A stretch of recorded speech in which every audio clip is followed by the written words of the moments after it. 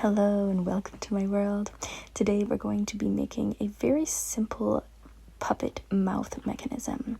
It serves really well for beginner puppeteers, and it can be like a little bird beak, or you can get creative and make other things out of it. So let's get started. So all you need is paper and a bit of tape or glue, something sticky. So you're going to fold it into 3/3.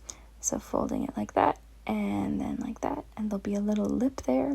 So then you tape up that little lip on both sides, just like that.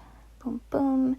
And then you're going to flip it over, and then you're going to fold it right down the middle in half. Awesome. Fold it nice there. And then you're going to take that. It's going to look like a V.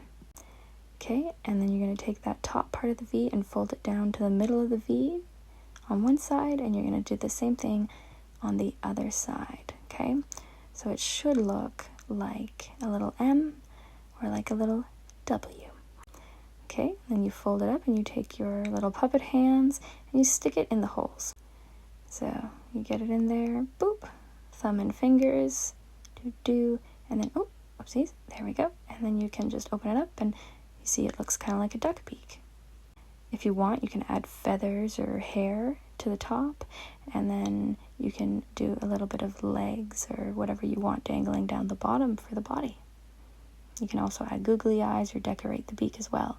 Put a little tongue, whatever you want. And here are some examples of completed puppets that some of my students made with that exact mouth pattern.